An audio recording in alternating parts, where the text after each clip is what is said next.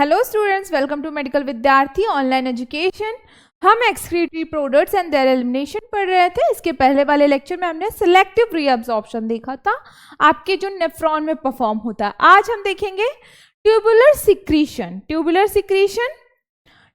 Secretion take place from the blood in peritubular capillaries to the filtrate in the renal tubules and can ensure the waste such as creatinine, excess H plus or excess K plus ions are actively secreted into the filtrate to be as secreted. Excess potassium ion, K plus means potassium ion, is secreted in the tubules and in exchange sodium ion is reabsorbed, otherwise it causes clinical condition called hyperkalemia. Potassium ion secrete होता है tubule और exchange होता है sodium में। If ये process ना हो तो हमारी बॉडी में क्लिनिकल कंडीशन डेवलप हो सकती है जिसे हम हाइपरकैलेमिया कहते हैं। Tubular secretion of hydrogen ions is very important maintaining normal blood pH. Substances such as drug, including penicillin and aspirin, may not be filtered out of the blood because of short time it remains in the glomerulus. ये filtered नहीं होती हैं क्योंकि ये short time रहती हैं आपके glomerulus में. Such as substances are cleared by secretion from the peritubular capillaries into the filtrate within the convoluted tubules. The tubular filtrate, finally known as urine, human urine, is usually hypertonic. अब tubular secretion मैं आपको explain करूंगी image में। ये आपको just जानना जरूरी है, थोड़ा सा इमेज से हमारे में प्रोसेस कैसे हो रहा है वो क्लैरिटी बनी रहती है। यहाँ पे आपको दिख रहा होगा, firstly filtrate entering the nephron loop is osmotic to blood both plasma cortical intestinal fluid. ये फर्स्ट प्रोसेस है। Second, water removes out the filtrate in the descending leaf down its osmotic gradient. This concentrates is the filtrate. यहाँ पे आपको दिख रहा है this is filtrate. ये क्या है आपका वाटर है H2O. अब आपको यहाँ पे दिख रहा है filtrate reaches the highest concentration at the bend of the loop. यहाँ पे highest concentration. अब sodium and calcium are pumped out of the filtrate. This increases the intestinal fluid osmotically. यहाँ से सोडियम और कैल्शियम आयन क्या होगा, pump out कर दिया जाता है. अब fifth, filtrates it at most dilute as it leaves nephron loop at 100. It is hypoosmotic in the intestinal fluid. ये पूरा परफॉर्म कर रहा है नेफ्रॉन में. अब मिक्चुरेशन क्या है? मिक्चुरेशन हमें जब यूरिन पास आउट करना होता है, जो एक सेंस आता है, दैट्स कॉल्ड द मिक्चुरेशन, जो कि हमारे ब्रेन को मैसेज जाता है कि ब्लैडर फुल है, अब इसे एम्प्टी करने का टाइम है.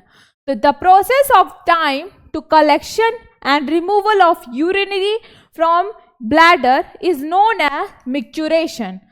Collection of more than 300 ml of urine in urinary bladder creates pressure on the wall. The pressure stimulates the desire of urination. Means जब 300 ml से ज़्यादा भरने लगता है आपका ब्लैडर, तो जो प्रेशर क्रिएट होता है यूरिनरी ब्लैडर के वॉल पे, वो सेंस ब्रेन को जाता है. That's called micturition. हमें सेंस आता है कि हमें यूरिन पास आउट करना है, लू यूज करना है. हम देखेंगे रास सिस्टम. रास सिस्टम क्या है? Renin angiotensin 2 aldosterone system. तो पहले हम इसका डेफिनेशन देखेंगे, ये सिस्टम कैसे बॉडी में फंक्शन कर रहा है, ये क्या है ये जानेंगे. रास is a system that is activated in the body by decrease in आर्टियल pressure. जब आर्टियल प्रेशर डिक्रीज होता है तब ये एक्टिवेट होता है बॉडी में. Upon activation it produces some response that tries to increase arterial pressure to normal.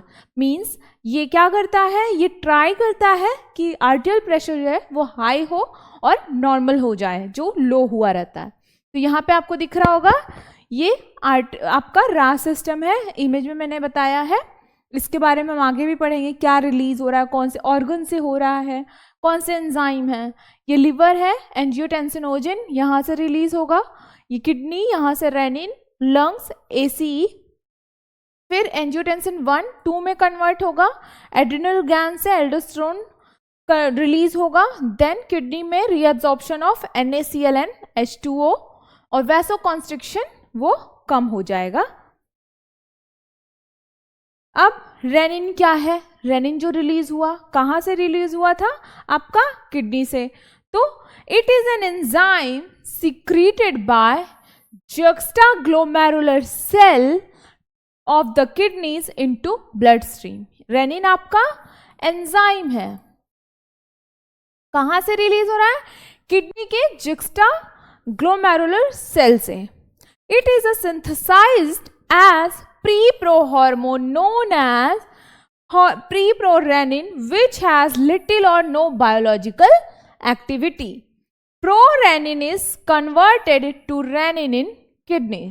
Pro-renin वो convert होता है किडनी में रेनिन के रूप में। It can also be secreted by other organs such as ovaries. Renin ovaries से भी secrete होता है।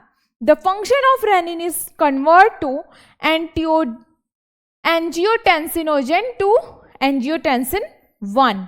अब रेनिन क्या करता है, एंजाइम आपको पता है कोई भी रिएक्शन में पार्टिसिपेट नहीं करता है, जस्ट वो स्पीड अप या स्पीड लो करता है रिएक्शन के स्पीड को। तो एंजियोटेंसिनोजन को वो एंजियोटेंसिन 1 में कन्वर्ट करता है। अब एंजियोटेंसिनोजन क्या है, it is synthesised in the liver, enzyme removed in endoplasmic reticulum. Circulating angiotensinogen can be found in plasma. अब angiotensin converting enzyme ACE, it is an enzyme that converts angiotensin 1 to angiotensin 2। ये एक ऐसा enzyme है जो 1 को angiotensin 2 में convert करेगा। Most of the enzyme that is located in endothelial cell and much of conversion occurs as blood passes through the lungs। Conversion can also occur in many parts of the body। ACE कहाँ से release होगा, आपका lung से release होगा। हम जानेंगे mechanism of रास system और फंक्शन ऑफ रास सिस्टम। मैकेनिज्म देखेंगे पहले। It is a system that regulates आर्टियल pressure by regulating blood volume. आर्टियल pressure को कैसे रेगुलेट करेगा, जब ब्लड प्रेशर रेगुलेट होगा। The system is hormonally mediated. Reduction in arterial pressure lead to decrease in renal perfusion pressure। अब arterial pressure में decrease होगा, डिक्रीजन होगा अगर, तो उसका असर रीनल परफ्यूजन प्रेशर पे भी पड़ेगा, वो भी डिक्रीज होगा, स्लो डाउन होगा। The decreases the arterial pressure cause pro-renin to be converted to renin. और जैसे ही आर्टियल प्रेशर डिक्रीज होगा, प्रोरेनिन जो मौजूद है बॉडी में वो रेनिन में कन्वर्ट होगा। In plasma renin catalyse conversion of angiotensinogen to angiotensin 1 as mentioned in earlier slide. मैंने बताया था अभी, रेनिन क्या करेगा, वो कैटेलाइज करेगा एंजियोटेंसिनोजन को एंजियोटेंसिन 1 में कन्वर्ट करने के लिए। फिर एंजियोटेंसिन 1 क्या होगा, is converted to angiotensin 2 in lungs kidneys as reaction catalysed by ACE, angiotensin converted enzyme. यहाँ पे नाम से ही आपको समझ में आ रहा है, ACE एंजियोटेंसिन 1 को 2 में कन्वर्ट करा तो उसका नाम क्या है, एंजियोटेंसिन कन्वर्टेड एंजाइम। अब फंक्शन ऑफ एंजियोटेंसिन 2, अब एंजियोटेंसिन कन्वर्ट हो गया, यहाँ तक का प्रोसेस। अब एंजियोटेंसिन 2 का क्या काम है, acts on adrenal cortex to stimulate synthesis and secretion of aldosterone। किसका secretion को ये stimulate करेगा, aldosterone। Aldosterone increases sodium ion reabsorption as it acts on principal cell of renal distal tubule। distal tubule nephron के anatomy मैंने बताया था। collecting ducts, water follows sodium reabsorption through osmosis, hence increase the blood volume। अब इससे क्या होगा, blood volume increase हो जाएगा। अब angiotensin 2 is a potent vasoconstrictor or directly act on arterioles to cause vasoconstriction production increase in total peripheral resistance, hence increase the arterial pressure. इन क्या होगा फिर, वैसोकॉन्ट्रिक्शन को ये प्रोड्यूस करेगा और उससे क्या होगा, आर्टियल प्रेशर जो है वो इंक्रीज हो जाएगा. It also acts on the hypothalamus to increase thirst and water intake. ये क्या करता है, हाइपोथैलेमस को भी ट्रिगर करेगा कि थर्स्ट और पानी का इनटेक जो है वो हम बढ़ाएं. Also stimulate secretion of antidiuretic hormone और फिर which increases water reabsorption in collecting ducts. ADH release करेगा जिससे कि रीअब्जॉर्प्शन हमारी किडनी में स्टार्ट हो जाता है. ये पूरा इमेज है जैसे जैसे एंजियोटेंसिन आपका जो है काम कर रहा है, 1 से 2 में कन्वर्ट हो रहा है, फिर एंजियोटेंसिन 2 हमारी किडनी को रीअब्जॉर्प्शन के लिए स्टिमुलेट कर रहा है. यहाँ पे आपको दिख रहा होगा, फर्स्ट लिवर से एंजियोटेंसिनोजन रिलीज हुआ. अब एंजियोटेंसिन को 1 में बनाएगा, फिर AC इनहिबिटर रिलीज होगा हमारे लंग से, फिर ये क्या होगा, एंजियोटेंसिन 2 में कन्वर्ट करेगा. एंजियोटेंसिन 2 हमारी किडनी को स्टिमुलेट करेगा NaCl और वाटर के रीअब्जॉर्प्शन के लिए. टॉपिक है हमारा न्यूरल सिस्टम और नर्वस सिस्टम. हम नर्वस सिस्टम के बारे में पढ़ेंगे. जो नर्व्स हैं हमारी बॉडी में वो एक तरीके से आप समझिए कि वायरिंग जैसे होती है घरों में, उस तरीके से इलेक्ट्रिसिटी जैसे आपका होता है घर में, इलेक्ट्रिसिटी की वायरिंग होती है, हमारी बॉडी के मैसेजेस को ब्रेन तक पहुंचाने का काम करती है नर्व्स. तो the human neural system is divided into 2 parts, CNS and PNS. CNS is called as a central nervous system, PNS is called as a parasympathetic nervous system. The CNS includes brain. The spinal cord is the site of information processing and control. Means information गया, process हुआ और उस चीज को control करना, ये CNS का काम है. PNS comprises of all the nerves of the body associated with the CNS. Brain and the nerve fibers of the PNS of 2 types, afferent fibers and efferent fibers. अब afferent और efferent fibers क्या है? The afferent nerve fiber transmit impulse from tissues organs to the CNS, और efferent fibers transmit regulatory impulse from the CNS to concerned peripheral tissue organs. Means afferent and efferent में यही difference है कि afferent nerve जो है वो organ से CNS तक को मैसेज पहुंचाती है, then CNS जो कमांड देगा उस चीज को afferent नहीं efferent. A एंड E का डिफरेंस है, ये समझना है आपको. फर्स्ट कमांड जो जा रहा है वो ऑफरेंट के थ्रू जाएगा ऑर्गन से ब्रेन तक. ब्रेन का जो कमांड होगा कि प्रोसेस करना है नहीं करना है, उस चीज को ऑफरेंट नर्व पहुंचाएगी ऑर्गन्स तक. PNS is divided into 2 divisions called somatic neural system, autonomic neural system. The somatic neural system relays impulses from the CNS to skeletal muscle. And while the autonomic neural system transmit impulse from the CNS to involuntary and smooth muscle of the body. Autonomic neural system is further classified into sympathetic neural system and parasympathetic neural system. अब PNS को somatic को कैसे divide किया गया? Sympathetic neural system and parasympathetic neural system.